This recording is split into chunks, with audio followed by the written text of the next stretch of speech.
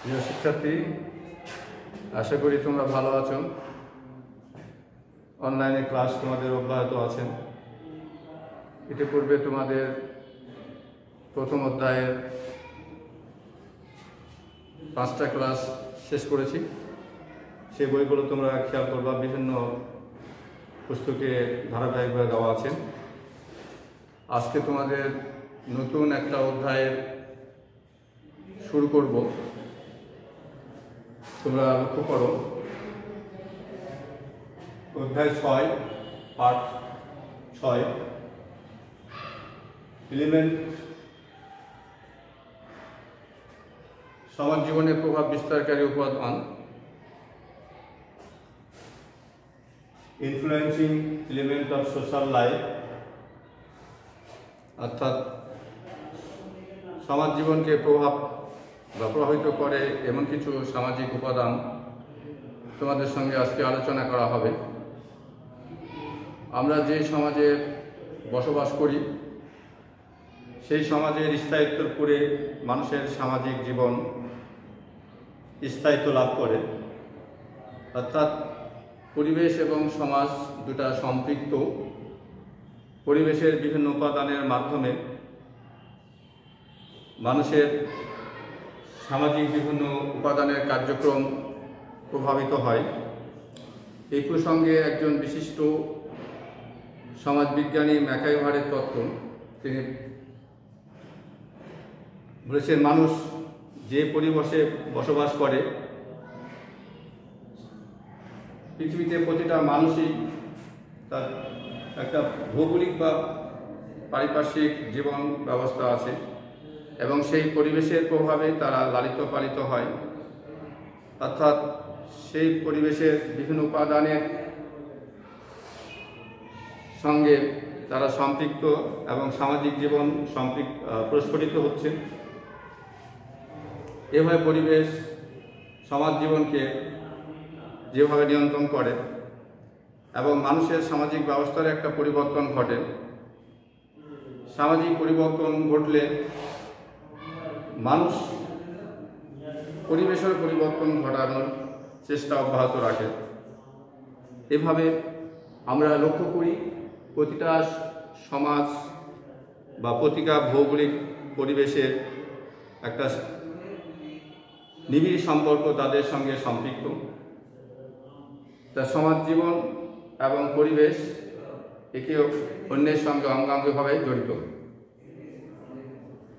তাই তোমাদের এখানে আলোচনা করতে চাই যে ভৌগোলিক পরিবেশ কিভাবে, অর্থাৎ প্রাকৃতিক পরিবেশ সমাজ জীবনকে কিভাবে প্রভাবিত করে, অর্থাৎ প্রাকৃতিক পরিবেশের মৌলিক উপাদানগুলো সমাজ জীবনের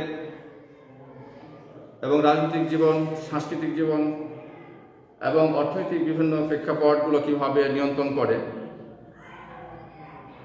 সেটা আমরা দেখব। তো প্রথমে তোমাদের বলেছিলাম যে সমাজ জীবনে প্রভাব বিস্তারকারী উপাদান। এই সমাজ জীবনে প্রভাব বিস্তারকারী উপাদান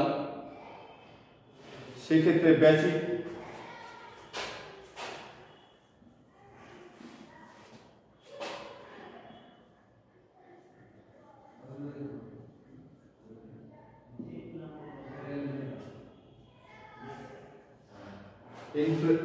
influence element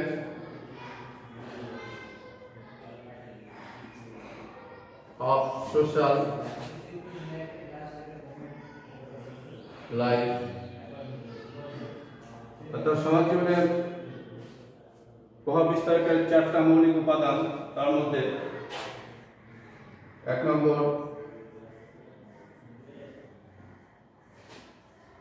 ভৌগোলিক উপাদান, 2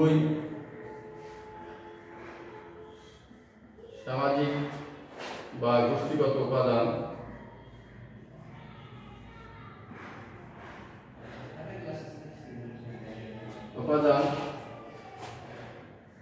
3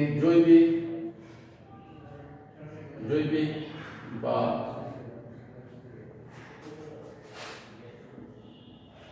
বংশগতি উপাদান, 4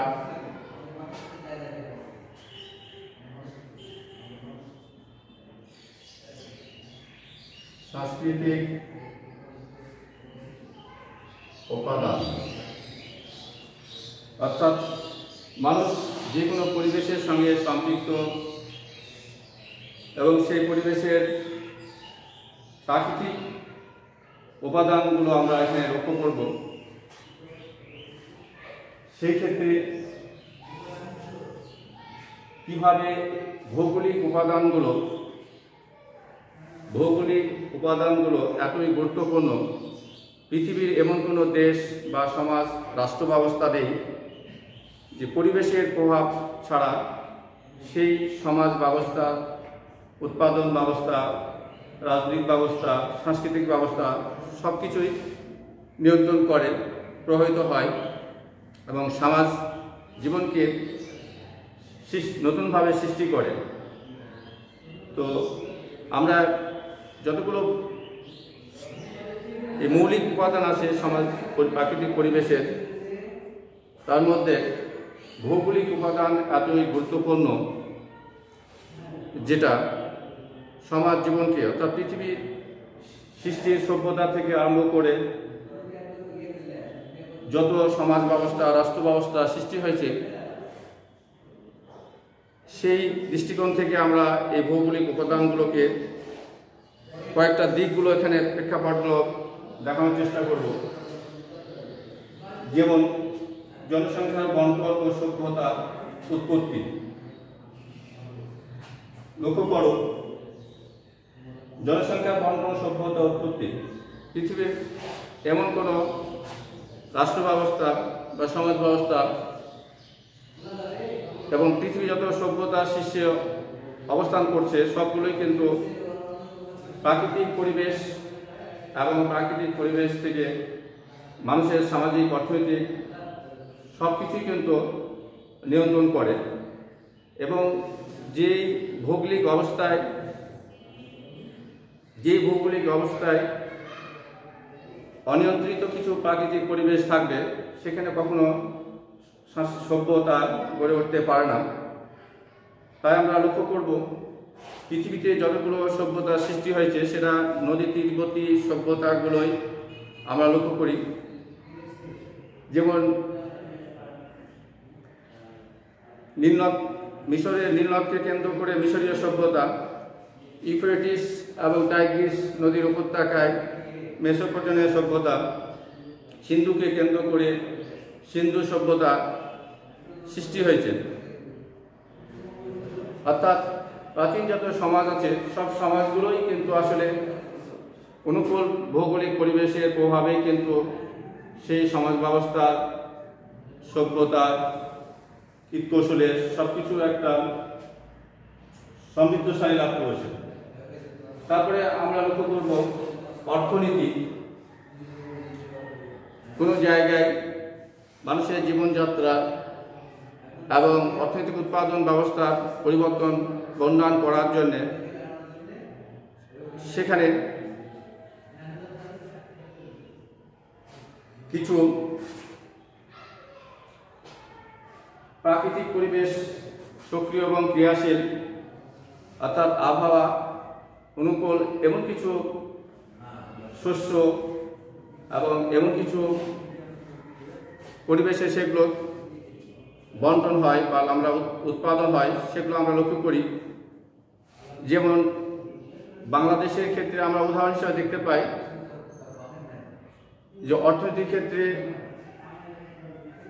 আমাদের নিম্ন এলাকায় যেমন আমন ধানের জন্য একটা উপযোগী পরিবেশ এবং উঁচু এলাকায় ইক্ষু চাষের জন্য উপযোগী পরিবেশ সৃষ্টি হচ্ছে, সেগুলো ভৌগোলিক পরিবেশ। তারপর লক্ষ্য করব বাংলাদেশের সিলেট জেলায় চা বাগান, সেখানে অতিরিক্ত বৃষ্টিপাত, সেখানে চা উৎপাদনের জন্য একটা অনুকূল পরিবেশ সৃষ্টি হয়। এগুলো সবই অনুকূল ভৌগোলিক পরিবেশের কারণেই কিন্তু মানুষের সমাজ জীবন পরিপুষ্ট এবং নিয়ন্ত্রিত হয়। তারপরে তোমরা লক্ষ্য করো যে ঘর বাড়ির ধরন। পৃথিবী সৃষ্টির প্রাথমিক অবস্থায় মানুষ বন্যজন্তু, খরা, তাপদাহ এবং ঘূর্ণিঝড়, প্রাকৃতিক দুর্যোগ থেকে মোকাবেলার জন্যে তারা বাড়িঘর নির্মাণ করেছে এবং এই বাড়িঘর নির্মাণ করতে গিয়ে তারা যে সমস্ত উপকরণগুলো সেগুলো প্রাকৃতিক পরিবেশ থেকেই তারা কিন্তু সংগ্রহ করেছে। তারপরেও বর্তমান অবস্থা বা যুগে সভ্যতা সংস্কৃতির উন্নত হয়, মানুষ উন্নত ডিজাইন এবং উন্নত আবাসগৃহ নির্মাণ করে, সেগুলোর উপাদানগুলোও কিন্তু এই প্রকৃতি থেকেই, সে ভৌগোলিক এলাকা থেকেই তারা কিন্তু সংগ্রহ করে স্বাচ্ছন্দ্য বাড়িঘর প্রাচুর্য গড়ে তুলতে সক্ষম হয়। তারপরে লক্ষ্য করো যে পোশাক পরিচ্ছদ, আমরা জানি আমরা যে পরিবেশে বসবাস, ভৌগোলিক পরিবেশে বসবাস করি, যেমন শীত প্রধান মানুষের শীতের বস্ত্র, আর গ্রীষ্ম প্রধান মানুষের পরিধান করে সুতি বস্ত্র এবং হালকা। এক্ষেত্রে শীত প্রধান মানুষের হালকা বস্ত্র ব্যবহার করলে তাদের শীত নিবারণ হবে না, আবার ভৌগোলিক কারণে গ্রীষ্ম প্রধান অঞ্চলের মানুষ যদি কখনো গরম বস্ত্র তারা পরিধান করতে পারবে না। সেই ক্ষেত্রে সামাজিক জীবনটাও কিন্তু তারা এই ভৌগোলিক পরিবেশ দ্বারা নিয়ন্ত্রিত হয়। তারপরে যানবাহন, আমরা বাংলাদেশের ক্ষেত্রে লক্ষ্য করি, বাংলাদেশ নদীবহুল দেশ, সেখানে যোগাযোগ যাতায়াতের ক্ষেত্রে একটা এলাকা থেকে আরেকটা এলাকায় যাওয়ার জন্যে নৌকা, স্টিমার, লঞ্চ এগুলো ব্যবহৃত হয়। তাকে কেন্দ্র করে মানুষের সামাজিক জীবন সৃষ্টি হয়। যেহেতু যোগাযোগের ক্ষেত্রে আমরা তিনটা মাধ্যম দেখি, নৌপথ, রেলপথ এবং বিমানপথ। সেই ক্ষেত্রে নৌপথে নৌকা এবং স্টিমার, লঞ্চ এগুলো আমরা লক্ষ্য করি, এবং সমতল ভূমি এলাকায় সেখানে ট্রেন, উন্নত যানবাহন, মোটর গাড়ি সেগুলো আমরা লক্ষ্য করি। এইভাবে দেখা যাচ্ছে যে নিম্ন অঞ্চল অর্থাৎ জলাঞ্চল এবং সমতল অঞ্চলের মধ্যে যোগাযোগের ক্ষেত্রেও কিন্তু ভৌগোলিক কারণেই এগুলো কিন্তু একটা পার্থক্য লক্ষ্য করা যায়। তারপরে নৃগোষ্ঠী বলতে আমরা বলি যে পৃথিবীর যতগুলো জাতি, শ্বেতাঙ্গ এবং কৃষ্ণাঙ্গ, যারা শীতপ্রধান এলাকার মানুষগুলো শ্বেতাঙ্গ এবং গ্রীষ্মপ্রধান এলাকার মানুষগুলো কৃষ্ণাঙ্গ মানুষ, সেই ক্ষেত্রে আমরা লক্ষ্য করি যে শীতপ্রধান এলাকার মানুষগুলো তারা পশমি মোটা কাপড় পরিধান করে, আর গ্রীষ্মপ্রধান মানুষের অঞ্চলের মানুষগুলো তারা হালকা পোশাক ব্যবহার করে। তারপরেও দিনের বেলায় এমন কিছু মানুষ বা সম্প্রদায়, নৃগোষ্ঠী আছে যেগুলো তারা পোশাক পরিচ্ছদের ক্ষেত্রে গুরুত্ব না দিয়ে অনেক সময় খালি গায়ে তারা দিন অতিবাহিত করে। সেই ক্ষেত্রে তীব্র সূর্যের তাপমাত্রায় তাদের শরীরে একটা তামাটে ভাব সৃষ্টি হয় এবং কুষ্ঠির আকার ধারণ করে। প্রিয় শিক্ষার্থী, তাছাড়াও আমরা লক্ষ্য করি যে নৃগোষ্ঠী যতটা বংশানুক্রমে হয়, তাছাড়া একটা পরিবেশ থেকে আর একটা পরিবেশে জনবিচ্ছিন্ন হলেও সেগুলো ঘটতে পারে। তারপরে তোমাদের ভৌগোলিক এবং প্রাকৃতিক পরিবেশের কথা বললাম।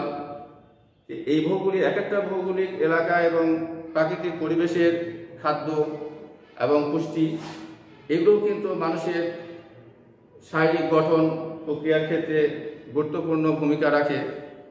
সেক্ষেত্রে আমরা এই নৃগোষ্ঠীগুলোকে ভৌগোলিক কারণেই কিন্তু তারা আলাদা আলাদা জনগোষ্ঠী হিসাবে আমরা দৃশ্যমান হয় লক্ষ্য করি।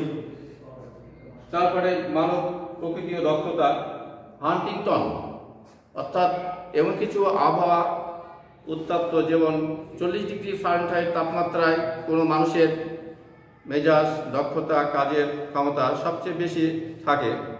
অত্যাধিক গরম আবহাওয়ায় মানুষ যেমন কোনো কাজে মনোনিবেশ করতে পারে না এবং তারা সেই ক্ষেত্রে ক্লান্তি বোধ করে এবং তন্দ্রা আসে, পরিশ্রমে ক্লান্ত হয়ে সর্বশান্ত হয়ে পড়ে। আবার শীতপ্রধান এলাকার মানুষ কিন্তু অত্যাধিক শীতেও তারা অত্যাধিক পরিশ্রম করতে পারে এবং তাদের দিনের বেলা ঘুমায় না এবং তারা উৎপাদনের ক্ষেত্রে তারা অনেক সুদূরপ্রসারী ভূমিকা রাখতে সক্ষম হয়। এই ক্ষেত্রে আমরা লক্ষ্য করি যে মানবপ্রতি দক্ষতাও এটাও কিন্তু আসলে ভৌগোলিক কারণে সৃষ্টি হয়। বিশেষ করে প্রাচীন যে সভ্য দেশগুলো, প্রাচীন গ্রিস রোমান সভ্যতা সংস্কৃতিগুলো অন্যান্য দেশ রাষ্ট্রের চেয়ে উন্নত, সেগুলো তাদের দক্ষতার জন্যই কিন্তু আসলে সৃষ্টি হয়েছে। বিবাহ পারিবারিক জীবন আমরা লক্ষ্য করেছি, তোমাদের বলেছি যে ভৌগোলিক এবং প্রাকৃতিক পরিবেশ মানুষের জীবন, অর্থনৈতিক, সামাজিক, সাংস্কৃতিক সব কিছু নিয়ন্ত্রণ করে। তো সেক্ষেত্রে শীতপ্রধান মানুষের চেয়ে গ্রীষ্মপ্রধান মানুষের ছেলেমেয়েরা অল্প বয়সে যৌবনে পদার্পণ করে এবং বিবাহ বন্ধনে আবদ্ধ হয়। সেক্ষেত্রে শীতপ্রধান এবং গ্রীষ্মপ্রধান মানুষের মধ্যে একটা পার্থক্য বিরাজ করে, সেটাও কিন্তু ভৌগোলিক কারণের জন্যই কিন্তু এগুলো ঘটে। তারপরে অপরাধ, সব ভৌগোলিক এলাকায় অপরাধ সংঘটিত হয়, সমতল, পাহাড়ি এলাকা এবং নিম্ন এলাকায়। তারপরও এলাকা ভেদে অপরাধ সংঘটিত হয়, সেগুলো বিভিন্ন অপরাধ বিজ্ঞানীরা তাদের পরিসংখ্যানে দেখানোর চেষ্টা করেছে। বিশেষ করে পাহাড়ি এলাকায়, তারপরে দুর্গম চর এলাকায় মানুষ জমি জাতি বন্টন নিয়ে সেই খেলে মামলা মোকদ্দমা অপরাধ বেড়েই চলে এবং পাহাড়ি এলাকায় অনেক ক্রাইম করে তারা আত্মগোপন করার সুযোগ পায়। সমতল এলাকার মানুষ সে ধরনের ক্রাইম করলে তারা আত্মগোপন করার সুযোগ পায় না। এই অপরাধ প্রবণতা সৃষ্টির পিছনেও কিন্তু আসলে ভৌগোলিক কারণ, মানুষকে সামাজিক জীবনগুলো কীভাবে নিয়ন্ত্রণ করে বা সেই উপকরণগুলো কীভাবে পরিস্ফুট হয় সেগুলো আমরা লক্ষ্য করি। তারপরে একটা লক্ষ্য করো, তোমরা রাজনৈতিক সংগঠন, প্রশাসন আমরা লক্ষ্য করি গ্রীষ্মপ্রধান অঞ্চলের, অর্থাৎ সেখানে শরীর শাসন এবং সামরিক শক্তির প্রভাব, নেতৃত্ব, কর্তৃত্ব সবচেয়ে বেশি। অর্থাৎ আর সাধারণত শীতপ্রধান এলাকার মানুষ, অর্থাৎ যেখানে ইউরোপীয় এলাকার মানুষের গণতান্ত্রিক শাসন ব্যবস্থা এবং সেখানে সুষ্ঠু গণতান্ত্রিক ব্যবস্থা নিয়ন্ত্রিত হচ্ছে, তাহলে আমরা এখানে বিশেষ করে এশিয়ার দিকে এবং আমেরিকার সমাজ ব্যবস্থার দিকে লক্ষ্য করব যে গ্রীষ্মপ্রধান এলাকার মানুষগুলো সাধারণত মেজাজি এবং তারা অপতৎপরতায় ক্ষমতা শক্তি কীভাবে হরণ করে এবং গণতান্ত্রিক শাসন ব্যবস্থার পরিপন্থী কিছু কার্যক্রমের মাধ্যমে স্বৈরাচারী শাসন ব্যবস্থা প্রতিষ্ঠা করে। অথচ শীতপ্রধান এলাকার মানুষের পুরো তারা গণতান্ত্রিক শাসন ব্যবস্থা প্রতিষ্ঠার ক্ষেত্রে অনেক গুরুত্বপূর্ণ ভূমিকা রাখে। তো তোমরা খেয়াল করবা যে ভৌগোলিক প্রাকৃতিক পরিবেশগুলো প্রতিটা সমাজ ব্যবস্থা, রাষ্ট্র ব্যবস্থায় কীভাবে নিয়ন্ত্রিত হয় এবং সামাজিক জীবন, সাংস্কৃতিক, অর্থনৈতিক ব্যবস্থা নিয়ন্ত্রণ করে, সেটা অত্যন্ত গুরুত্বপূর্ণ। তোমরা এগুলো লক্ষ্য করবা। পরবর্তী ক্লাসে তোমাদের সামাজিক, গোষ্ঠীগত এবং জৈবিক এবং সাংস্কৃতিক উপাদানগুলো নিয়ে আলোচনা করব। তোমরা ভালো থাকো। আজকের মতো তোমাদের ক্লাস এখানে সমাপ্ত করছি। আল্লাহ হাফেজ।